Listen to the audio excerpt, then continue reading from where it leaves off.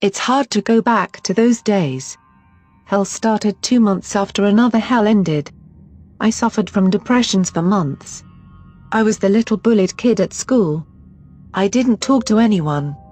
I had no friends, and most of the time I had a teacher in front of me yelling at me for not doing my homework or not paying attention. Some teachers bullied me by making fun of me for not even trying. The other kids would hit me and laugh at me, calling me names. I hated it. I just couldn't focus at all. When I was 15, I just left school. I loved editing and making videos look cool. That I really liked, and that's what I used to do all fucking day. I never felt the need to go out cause I hated it. People would just stare at me for no reason. My parents never asked me to leave the house or do something cause I was paying rent.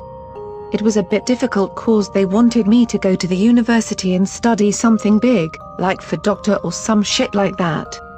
I was scared of that. I was really miserable in school, so now I had school phobia. The marks on my arms were another problem. Yeah, I used to cut myself, and I tried several times to kill myself. They say people who cut themselves don't want to die, but I did. I was doing what I loved, but I was alone. One day I remember going to the kitchen when there was no one at home. Just the dog and me. I said hi to the dog, and in that moment I realized it was my first word in a week. I was so lonely, so I tried a lot of times, but I was never able to die. Editing videos and watching YouTube was my life. I didn't own a gaming console, so I liked to watch a YouTube channel where they talked about video games and also made amazing videos that looked amazing. Like the style of the Game Theorist channel. One night after finishing a job, I logged into YouTube and watched one of their videos. They were looking for creator. They needed writers, editors, video makers and all those sort of things. The people who were interested had to have time and multi-talents like the confidence to be in front of a camera and talk. I didn't know how to talk. I wasn't even good at English yet after years of living in England, but I knew how to make a video. I knew everything about that, so I started. I tried doing everything they wanted. I went for the easiest game I had access to, Clash of Clans. I recorded the gameplay and I made a review. The video was good, but well, my voice sucked. It was terrible. I covered from the tutorial and clan wars to the boring life of the top players. I sent it. I felt stupid cause it was bad. I thought they'd just laugh watching my videos, but I did my best.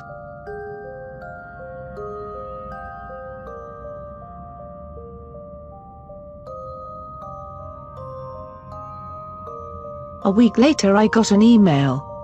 It was from them. I was so freaked out, like I was scared. I didn't know what to expect. My expectations were very low, but I was really excited. I read it. Hi, I watched your video. I never thought an audition would give us our next Friday reviews videos. Oh my god. We'd like your permission to use your video, and also we'd like to meet you. You made a good job. We'll have to change the audio, but we'll use your words. So don't worry. I immediately checked every letter of the Gmail address. I didn't want to get fooled by some piece of shit pretending to be one of the creators of the channel, but it was legit. I was nervous, but I had to do it. I agreed to let them use the video on their channels, and they said we'd meet on Sunday. We met in a park with a lot of people. They told me to meet them there. Maybe they thought it was safer for them to be in a public place. They show up and I was surprised. They were two handsome tall guys. I never saw their faces on video cause they never showed them. They never wanted to cause they hated people who watches other YouTubers just because of their sexual orientation. They were a couple and hated people with no talent. I was like that, so I was so excited. I told them my age and everything they needed to know. I showed some other little videos I made. Like a story I was working on, but my English was really bad and never uploaded to YouTube. People love those who are completely real, so just show them how you think and they'll understand it regardless of how bad your English is. Be real, those were the words one of them used to make me feel more secure about my creations. I loved it. We told a lot more about ourselves and we were happy. The same taste in music, movies, books, etc. It was perfect. They warned me I was gonna have to work a lot and it was gonna be difficult. I was completely ok with it. All I had to do was telling the guys who used to hire me to make videos for them that it was over and I was going to be completely free to work for those two amazing guys. I started working next week with them. I had to go to their office cause they had a lot more things than me. I got to spend more time with them, so it wasn't a problem at all. We did a lot of things together. They even invited me to the theater once. All we didn't do together, not even once, was going to eat. I was vegan and they weren't. A month later they had the perfect opportunity to make something new on the channel. They wanted to make new videos of real news and something bad was going on. Something really bad.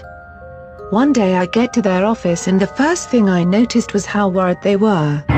Germany was having cases of cannibalism. Entire families of cannibal murderers were found living in the forest. They were arrested. It was a weird thing. I was so scared and shaking. I started imagining the possibility of a zombie apocalypse. In a zombie apocalypse I was gonna have to eat meat to survive, at some point.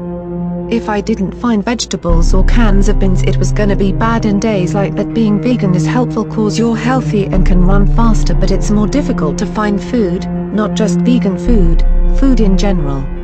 I was dead. I felt a hand on my head. I turned around and I saw Marco laughing. He told me it was gonna be ok. It made me feel better, but Jay was still worried. Robert told me about the news section. It was good until he told me he wanted me to be the one telling them on camera. I agreed to do it, but I didn't want to. I was scared it was gonna be a problem. People wouldn't like me, but I had to. I got ready to tell the news. The first news was about the cannibal thing. I was supposed to make a joke about it mentioning the zombies. I was ready.